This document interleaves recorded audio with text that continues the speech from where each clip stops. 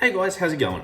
I thought I'd tackle a topic today which is highly controversial, and that is the existence of the Fiordland moose.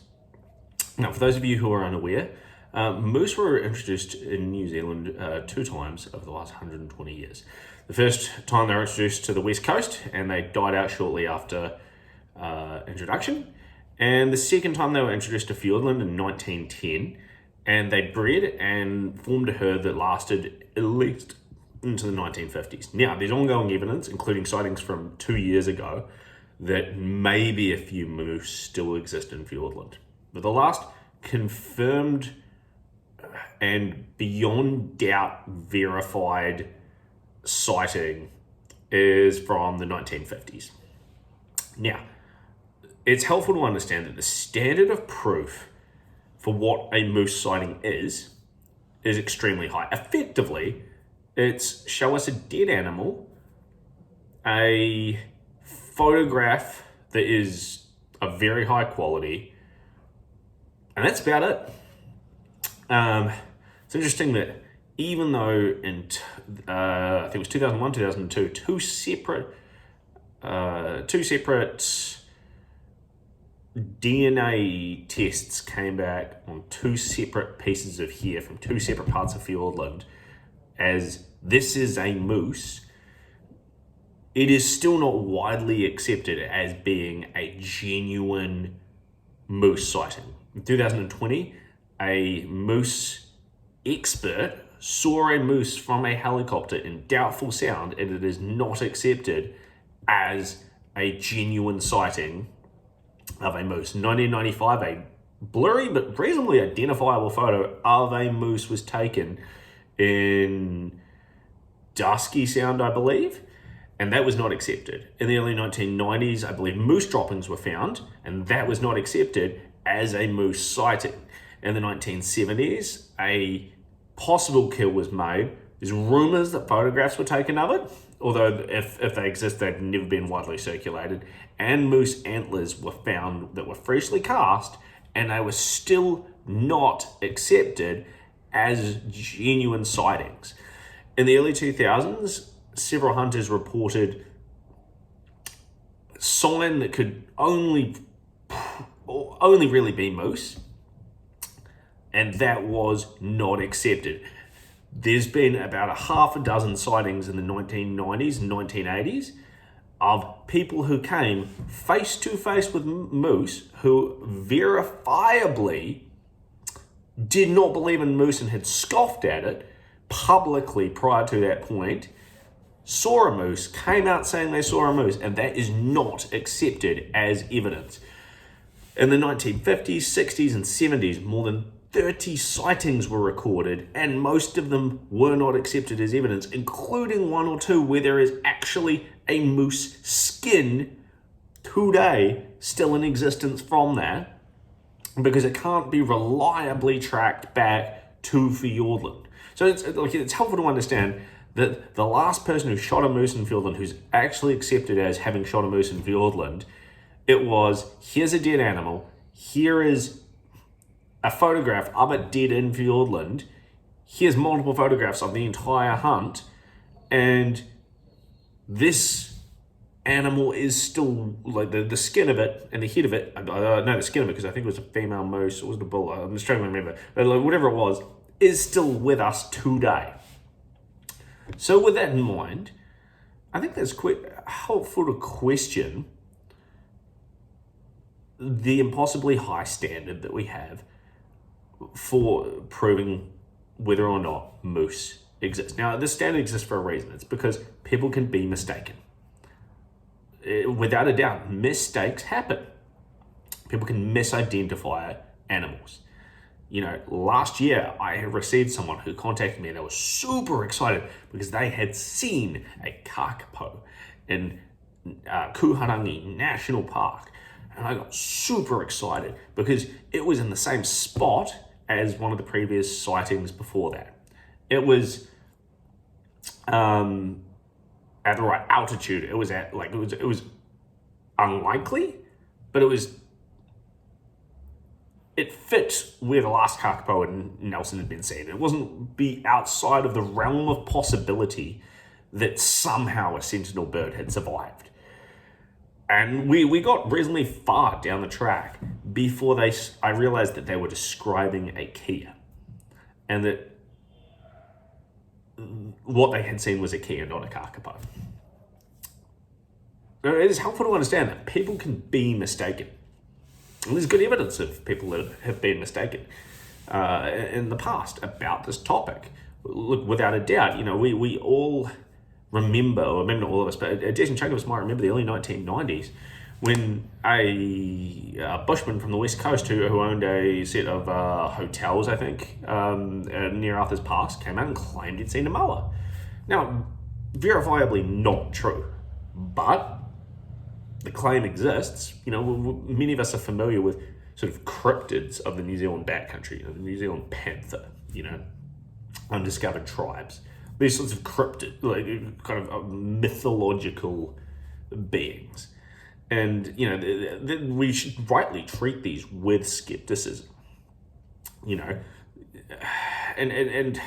I think the New Zealand love of a good yarn is that the moose has always been kind of lumped in with these mythological ideas without ever actually examining, well, does it deserve to be in there? And Ken Tustin does an amazing book on the complete history of moose in Fiordland to date, and I think there is great evidence that moose survived. Without a doubt, there is evidence that moose survived until the 1970s. And I think there is actually very reasonable evidence to suggest that a few moose may have survived until the early 2000s. The question is, 20 years later, we've had one sighting. Is that it for moose? I'd like to actually tackle this from two different angles. The first is, it's helpful to understand how remote New Zealand is and how unaware of our wildlife most of our people are.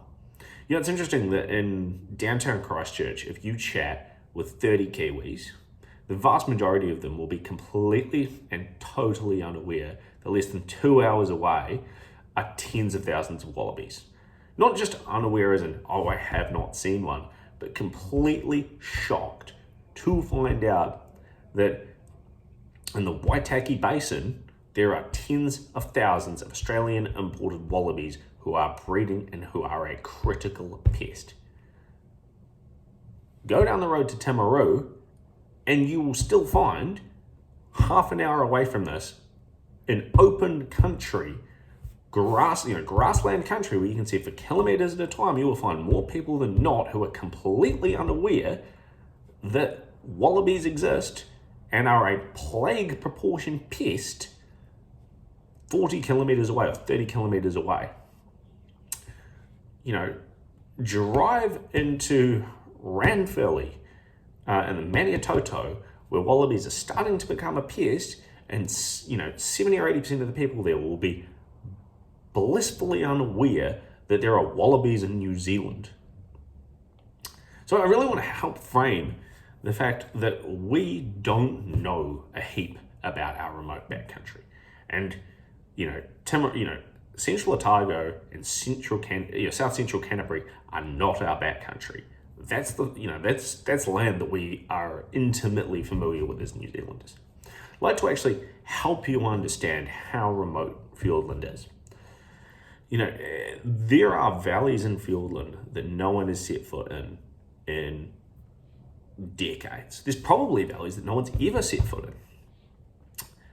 It is such a remote region that it is entirely possible over the hundreds of kilometers of Fiordland wilderness for moose to persist in extremely low numbers.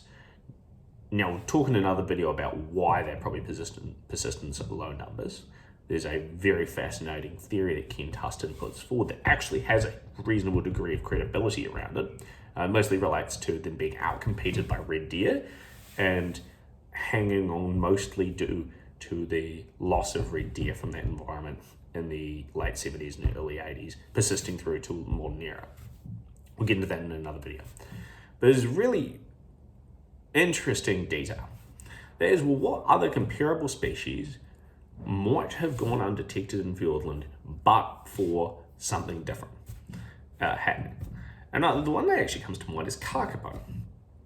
It is helpful to understand that all late kakapo existence that we are aware of in Fiordland happened because in regions that were intimately accessible by comparative Fiordland standards to people, which is the Milford Sound catchment.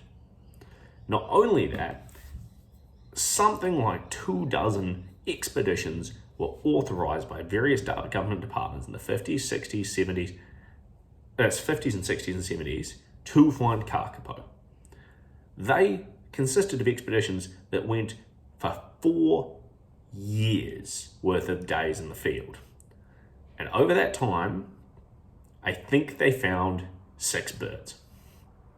In 4 years of searching with man days in the field, they found 6 birds. Then in the 1970s, they effectively spent another 2 years worth, another 4 years worth of man days in the field. So 8 years in total, and they found 18 birds. There's actually some significant evidence to suggest they didn't really find most of those birds, they just became aware of their sign. It is helpful to understand that outside of those expeditions, the last kakapo seen in Fiordland was in 1955. The last moose seen in Fiordland was within a couple of years of that. Now, we know that we have unparalleled evidence from journals, 8 years with people in the field searching for these birds, and 8 years of man days in the field. And I can explain what that means in a separate video if someone wants to know. That certainly in the 80s alone, while 18 birds were found, there were most definitely more than 18 birds in there. There were probably several hundred to maybe upwards of 1,000 spread right across Fiordland in the late 50s and early 60s. And again, I can get into where that figure comes from in another video. There is very good evidence based on sign seen by hunters and by workers and by the Department of Conservation, well, the government departments that led into that, the Wildlife Service and all that, that kakapo persisted in reasonably large numbers right through that period of time. But the last physical sighting that can be verifiably seen outside of those searches, if we hadn't gone searching for them, would have been at the same time as moose. And people immediately say, why didn't those searches come across moose? Well, because we're talking about 2 different areas of Fiordland. For the most part, 95% of those searches, or no, that's not true, probably 75% of those searches happened in the Milford catchment, 95% of them in northern Fiordland. So moose are typically found in southern Fiordland. But if we hadn't invested a huge amount of resources into finding the last kakapo in Fiordland, there would be a footnote in our history books that would say kakapo went extinct in Fiordland in 1955. It's helpful to understand that in the last 10 years, there's still been sightings of kakapo in Fiordland. Well, reported sign. We can get into that in more detail. But there's been at least 2 sightings which have very good evidence to suggest that there was still kakapo in Fiordland in the last 10 years. And we've put a huge millions of dollars of resources into getting to that point. So if we look at the last 20 years, it's probably been 6 to 8 sightings in Fiordland. That is an absurd amount of resources to get they probably still exist, but we can't prove it, in very small numbers. It's helpful then to go back to moose and say, well, outside of, I think, a 6-week study in the 1970s, there's never been any resources in the last 70 years dedicated to finding moose in southern Fiordland, which is their kind of area that they were released into and for the most part stayed. So it's not really comparable. There is every chance, based on the evidence out there, that a moose could have survived in Fiordland And based on the objective standard needed to prove that a moose exists in Fiordland, we have not been able to do that since the 1950s. We can get into why there's good evidence in another video, but it's helpful to understand the context of what proof looks like before we just say something does and doesn't exist. Anyway, I hope that is helpful for you. It's just my thoughts, and thanks for tuning in.